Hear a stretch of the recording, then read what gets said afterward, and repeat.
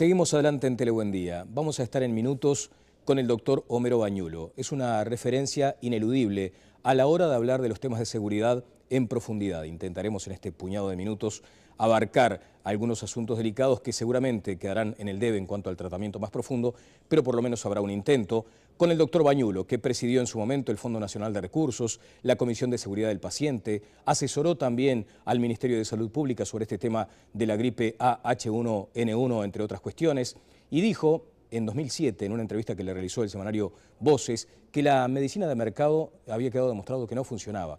Hay algunas entrevistas muy interesantes, por ejemplo, las que realizó en su momento Voces, también las que le hizo Gabriel Pereira en su programa En la Mira en BTV, otras apariciones públicas del doctor Bañulo, siempre yendo con aquello que no siempre es políticamente correcto, más bien todo lo contrario. Por eso es muy grato recibir al doctor Homero Bañulo. ¿Qué tal, doctor? Buen día, ¿cómo le va? ¿Cómo le va? ¿Cómo está? Bien, muy bien. Hay algo de eso, ¿no? De decir las cosas como las siente. ¿Algún día le ofrecieron ejercer el Ministerio de Salud Pública, por ejemplo?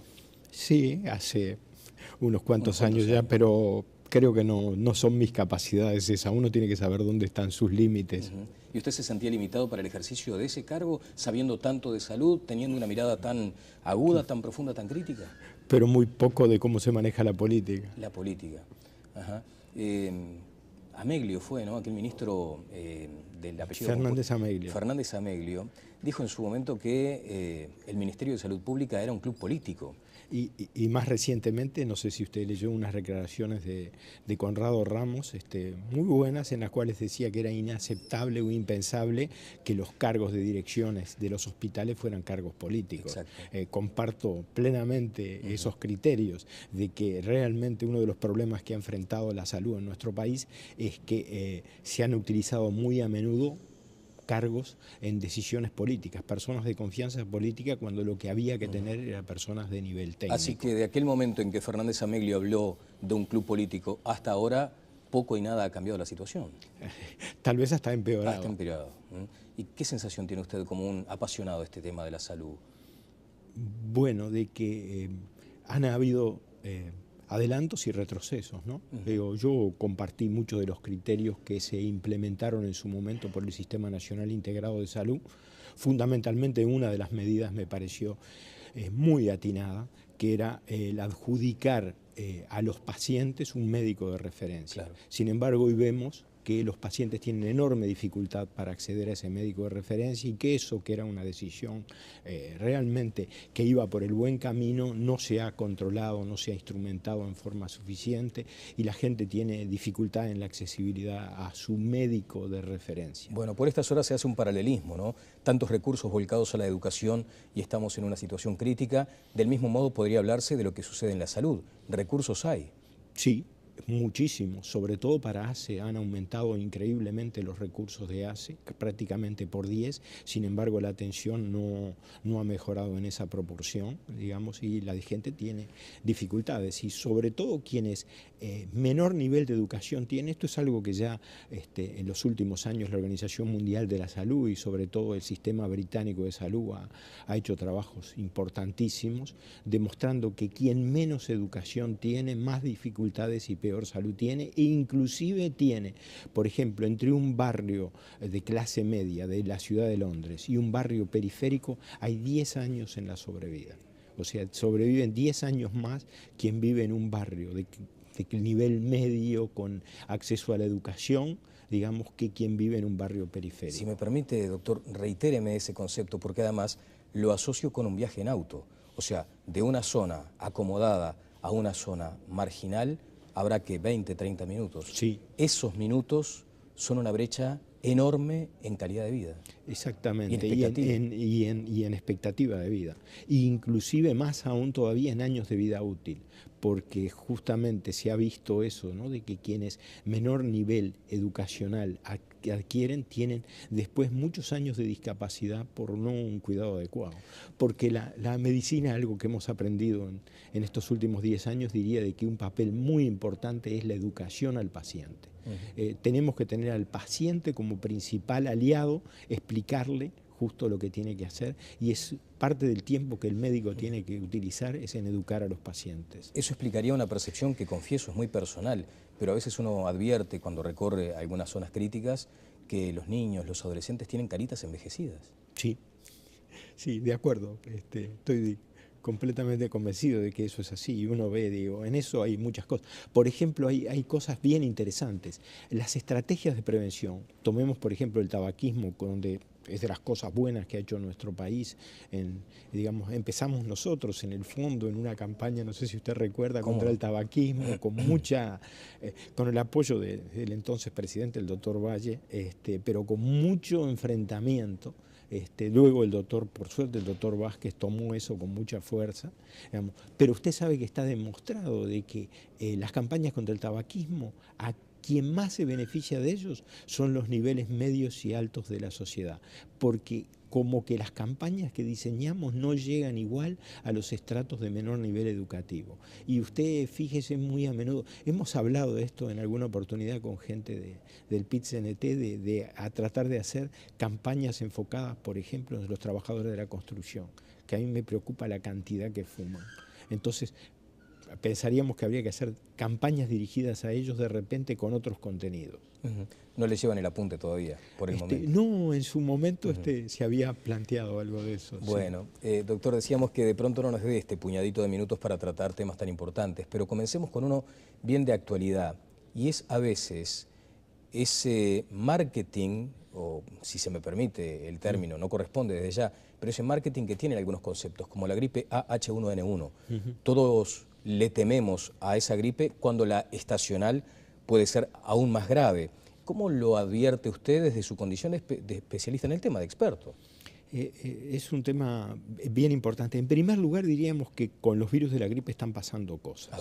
Porque no es solo la H1N1, está la H5 sí. Y ahora está la H7, o sea que cada tanto tiempo se produce como que los virus de la gripe se empiezan a agitar en sus reservorios, y fíjese que el H1N1, una de las cosas raras que tuvo fue donde empezó, cuando siempre empiezan digamos, en los países del este, China, Tailandia, alrededor de eso, en ese caso empezó en México. Punto uno. Otro punto bien importante para mí es que cuando uno mide algo que generalmente no se mide, que son los años de vida perdidos, la H1N1 fue realmente importante, porque afectó a, por ejemplo, embarazadas con fetos. Eso es una pérdida muy importante de años de vida, si se muere la madre y si el feto no es viable.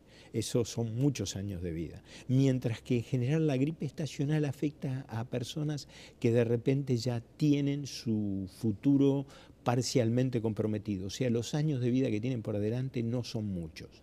Entonces, cuando uno mide en cantidad de años de vida perdida, la H1N1 fue importante.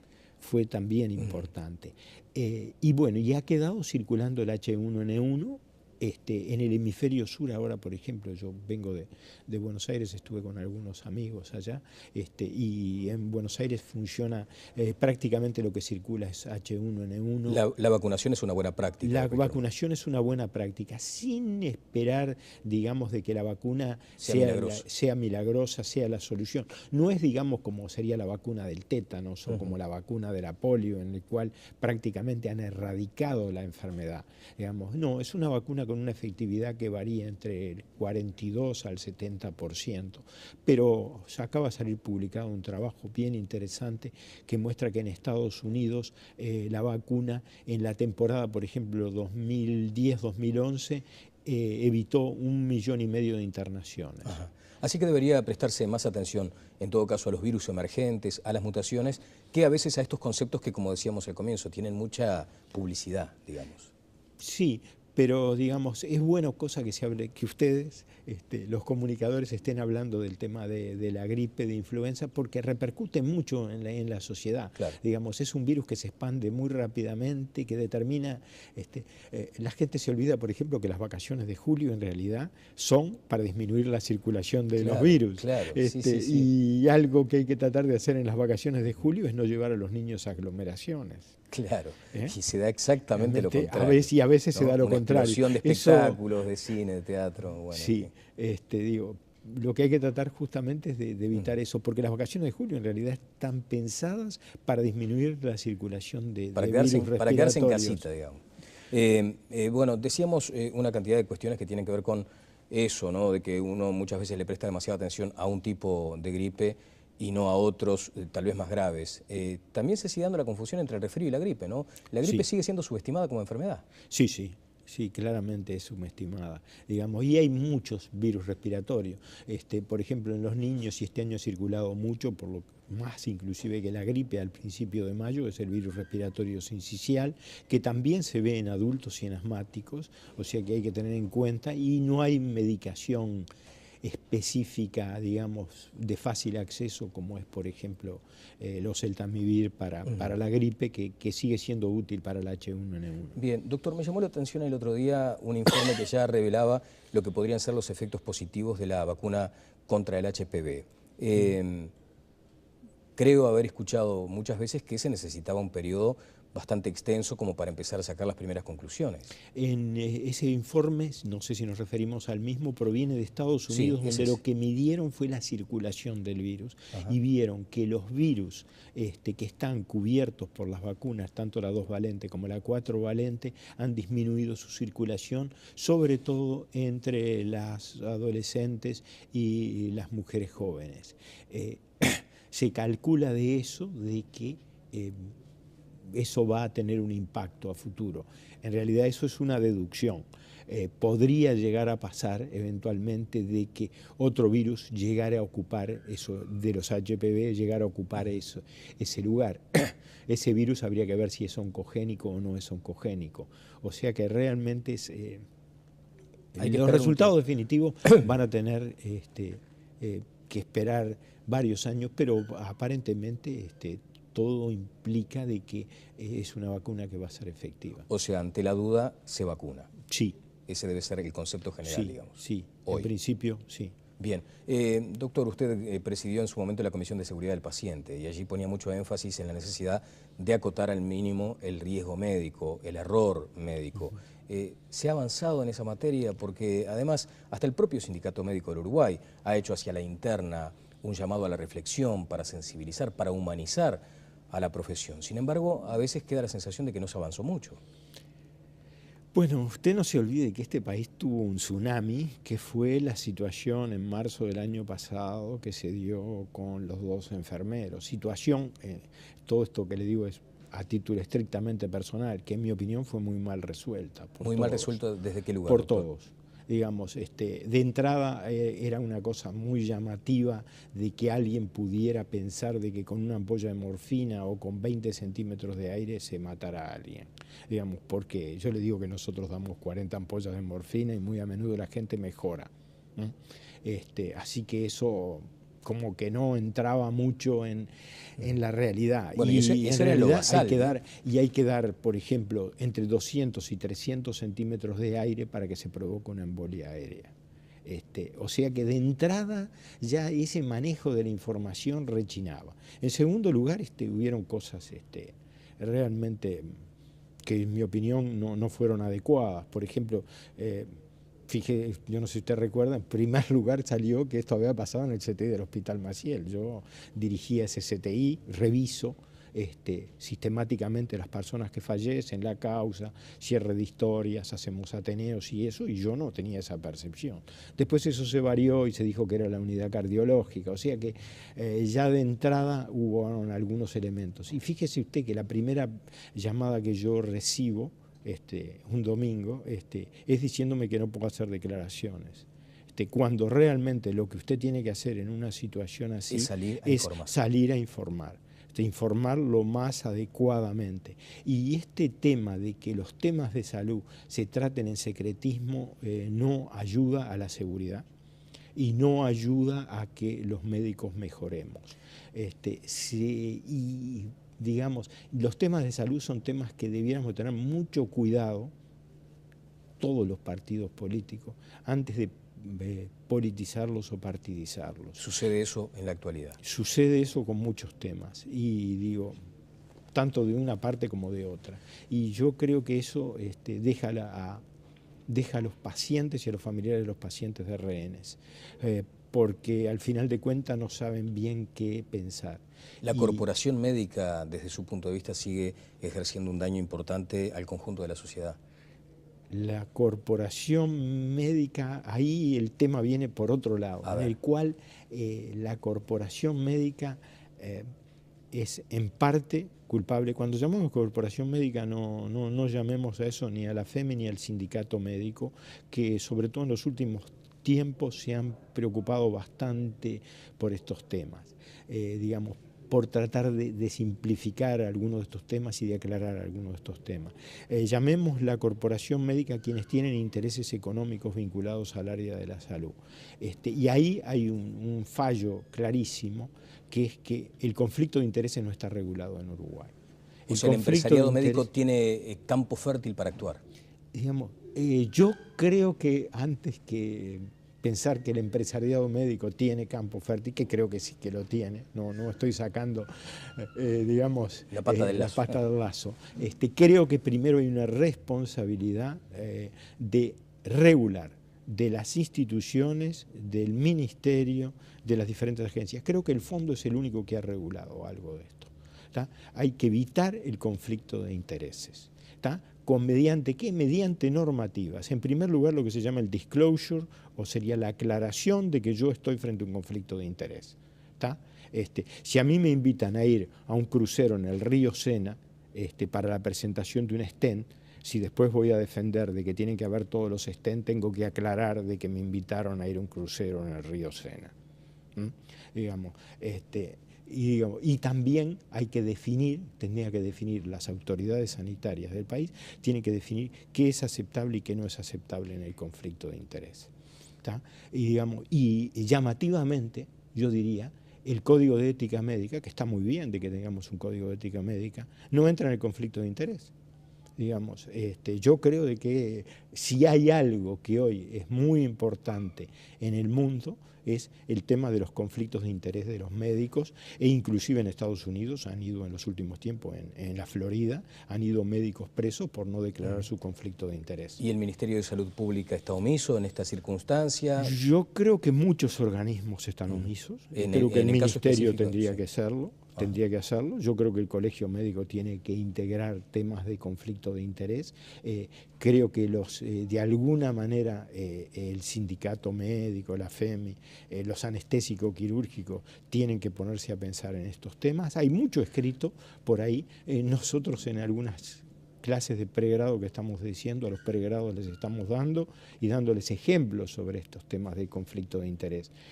Nosotros vivimos varios temas de conflictos severos de interés mientras estuvimos en el Fondo Nacional de Recursos, y tratamos de por lo menos regular algunos de ellos. Bueno, se mueve un montón de dinero además en todas estas circunstancias. Usted mencionó al pasar el tema de los stents.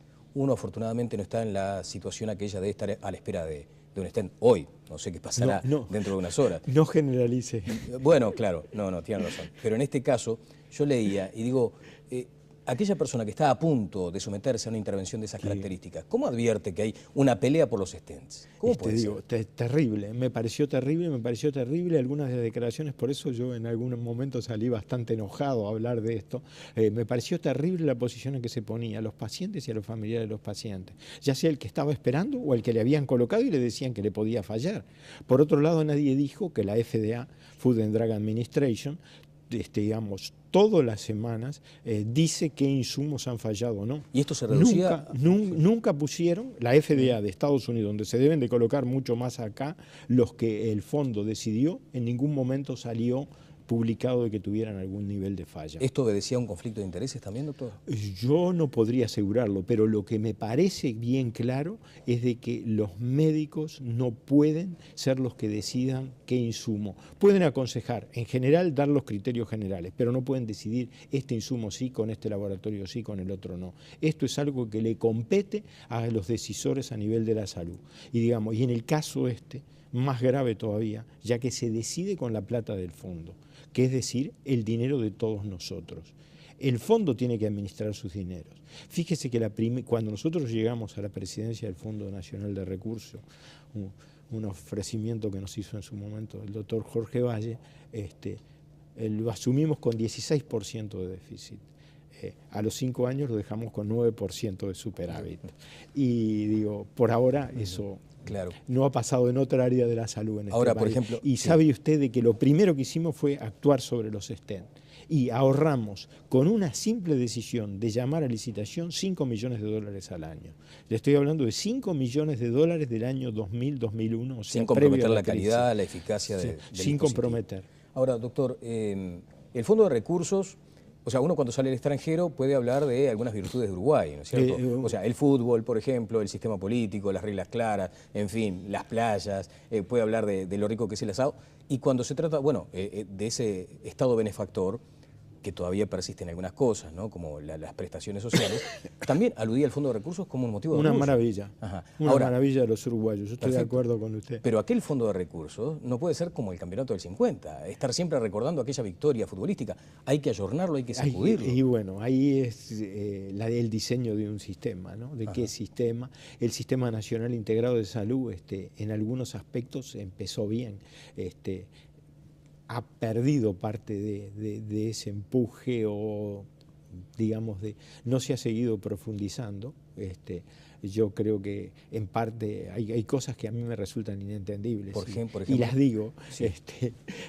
A mí me resulta inentendible si usted empieza con una reforma y esa reforma va marchando, no está consolidada ni cerca, pero va marchando, cómo cambia a todos los jugadores. Es como si usted va ganando un partido 1-0 y se le ocurriera al maestro Tavares cambiar a todo el cuadro. Digamos. Entonces, a uno realmente hay cosas que no le cierran. Entonces, y resulta que los suplentes muy a menudo por algo son suplentes. Bueno, esta frase va a ser titular. Ahora, doctor, hay que entonces abrir las ventanas del fondo, oxigenarlo, airearlo. Usted decía, por ejemplo, No, yo creo que del fondo es de las cosas que todavía siguen marchando bien. Pero usted dijo una cosa hace un tiempo. Se puede tener otras coberturas el fondo, en algunos otros aspectos. O sea, cambiar unas por otras, digamos. Hay que ir con cuidado. No, porque en general lo que ha pasado, yo estuve al principio convencido de que había que cambiar unas por otras, una puerta de entrada y de salida. Después me di cuenta que algunas que se sacaron después, la gente no siguió teniendo el mismo nivel de atención. Además, el fondo ha hecho algo bien importante, que es controlar el nivel de prestaciones que la gente sirve. Y eso no se ha hecho en otros lados. Uruguay es un país maravilloso para hacer estudios epidemiológicos. ¿Cómo es posible que hoy la gente no sepa en Uruguay cuál es su pronóstico, qué es lo que va a pasar si le operan de un neoplasma de esófago, de un aneurisma de aorta, etcétera, etcétera? ¿Cómo no tenemos un registro de los resultados de determinadas cirugías, de determinadas enfermedades, en un país de 3,5 millones de habitantes? Bueno, usted puso eso era un diseño que con el doctor Basso, en el momento que yo estaba asesorando a la Dirección General de Salud anterior, teníamos en su momento armado 5 patologías en las cuales se iba a controlar y ver los resultados. Y de eso no hay que guardárselo para uno, eso hay que mostrárselo a la gente. ¿En esa dirección iba su pedido de que se auditara el Fondo de Recursos y que no se lo tomara a mal? Seguro. Digamos, el fondo en realidad trae auditores inclusive de Argentina, Está trayendo auditores y auditores de Argentina, porque somos un país muy chico y a veces hay conflictos y hay gente que no quiere tener líos, digamos. Pero sería muy fácil acá traer personas de Argentina que auditen y que vean los resultados. Sí, si me permiten, por favor. No. Que en principio, por ejemplo, para que usted tenga una idea, las hemodinamias, las coronariografías, todas son auditadas por un grupo médico que viene de Argentina. Claro. Así que ya dejó de lado aquella idea de que se pueden sustituir algunas técnicas por otras en el fondo. En todo caso, hay que fortalecerlo, hay que fortalecer el fondo. Bueno, doctor, si me permite, en el final voy a compartir con usted algunas consideraciones que hizo hace ya un tiempo la señora ministra de Salud, aquí mismo Susana Muñiz, respecto a la necesidad de que también se revise el vademecum que maneja el Fondo de Recursos. Yo creo que acá hay una toma de decisiones que es bien difícil. La primera cuestión es qué medicamentos podemos incorporar a estos tratamientos, obviamente siguiendo todas estas pautas científicas, pero quizá ha llegado el momento que haya otros medicamentos que no nos han dado respuesta y hay que sacarlos de ese vademecum que el Fondo Nacional de Recursos financia. Ajá. Eso puede llegar a ser bastante problemático, primero porque no es fácil trabajar con los laboratorios. Claro. Ustedes saben que son multinacionales sumamente poderosas, que también inducen una demanda, y una persona que está sufriendo y una familia que está sufriendo, le es muy difícil entender a veces que el fondo no esté dispuesto a pagar algo que para ellos es muy valioso, Claro. y que de repente nosotros sabemos que no le va a dar el resultado que alguien le promete. Bueno, ¿qué comentarios tiene sobre la postura de la ministra? En principio comparto gran parte de lo que ha manifestado. Le vuelvo a decir de que hay quien dice que esto es un tema para mí demasiado reiterativo. Yo creo que de esto se sale además uno de los temas por el conflicto de interés. Yo creo que a determinadas especialidades, oncólogos, neurólogos, tienen que hacer un disclosure, tienen que declarar su conflicto de interés vinculado, porque a veces lo que encontramos es personas que están sentados de los dos lados del escritorio. Y bueno, y esto es importante que se sepa y importante que se resuelva. Por ejemplo, se actúa vinculado a diseño de estudios que después, como no son favorables, no se publican. En este momento usted sabe que tiene que haber un registro en el mundo por internet, en el cual todo estudio se tiene que registrar, porque lo que se veía era de que cuando se hacía con alguna de estas medicaciones, se hacía un estudio para una indicación precisa, si era positivo se publicaba, y se publicaba en las grandes revistas, que muy a menudo son financiadas por la propia industria, y si no era positivo no se publicaba y nadie se enteraba. Bueno, tremendo tema, da para seguir hablando más adelante, doctor. ¿No le ha ido bien cuando ha pretendido conocer, por ejemplo, las retribuciones por actos médicos? ¿También forma parte de esta especie de oscurantismo de algunos sectores? Seguro. Digamos, y hay algunas situaciones un poco llamativas y absurdas. ¿Cuáles? Que hay que revisar. Por ejemplo, si un cirujano opera muy bien y soluciona un paciente en una sola cirugía, cobra una vez. Y si resulta que tiene complicaciones y tiene que operarlo 4 o 5 veces, cobra 4 o 5 veces. Esta situación está así desde el año 94. Siempre se dice que se va a revisar y nunca se revisa. Muchas gracias. No, gracias a usted. El doctor Homero Bañulo estuvo con nosotros. Vamos a la pausa y seguimos adelante en Telebuen Día.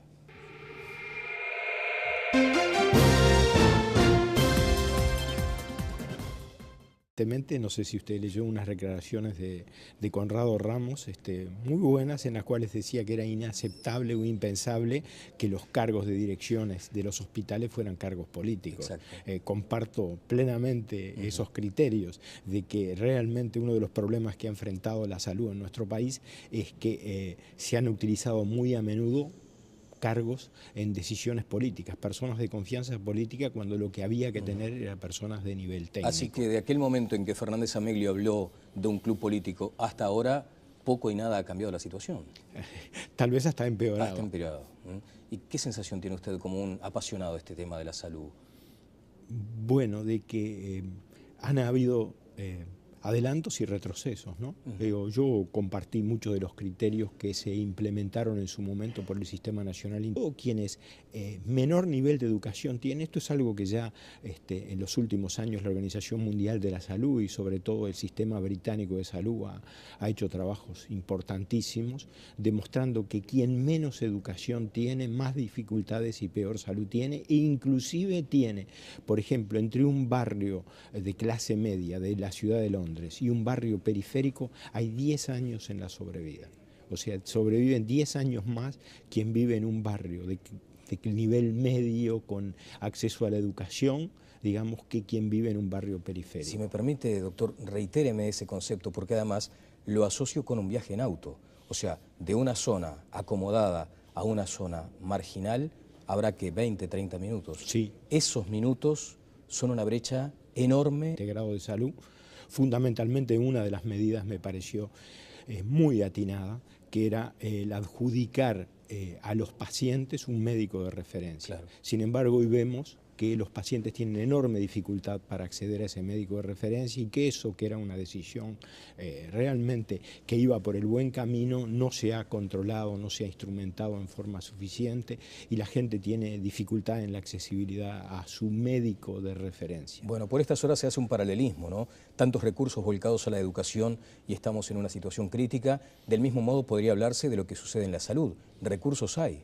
Sí, muchísimos, sobre todo para ACE han aumentado increíblemente los recursos de ACE, prácticamente por 10, sin embargo la atención no ha mejorado en esa proporción, digamos, y la gente tiene dificultades y sobre todo...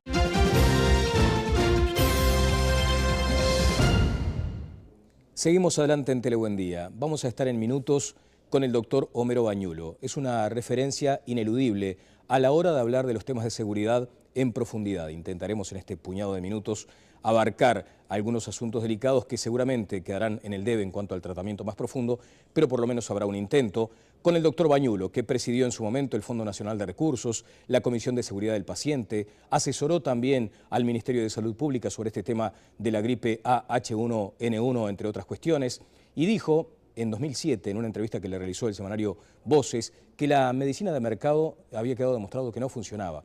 Hay algunas entrevistas muy interesantes, por ejemplo, las que realizó en su momento Voces, también las que le hizo Gabriel Pereira en su programa En la Mira en BTV, otras apariciones públicas del doctor Bañulo, siempre yendo con aquello que no siempre es políticamente correcto, más bien todo lo contrario. Por eso es muy grato recibir al doctor Homero Bañulo. ¿Qué tal, doctor? Buen día, ¿cómo le va? ¿Cómo le va? ¿Cómo está? Bien, muy bien.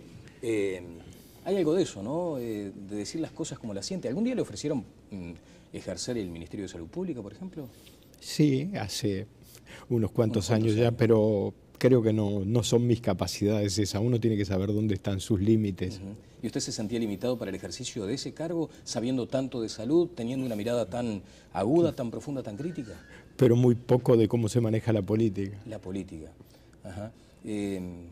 Ameglio fue, ¿no? Aquel ministro del apellido... Fernández Ameglio. Fernández Ameglio dijo en su momento que el Ministerio de Salud Pública era un club político. Y más reciente.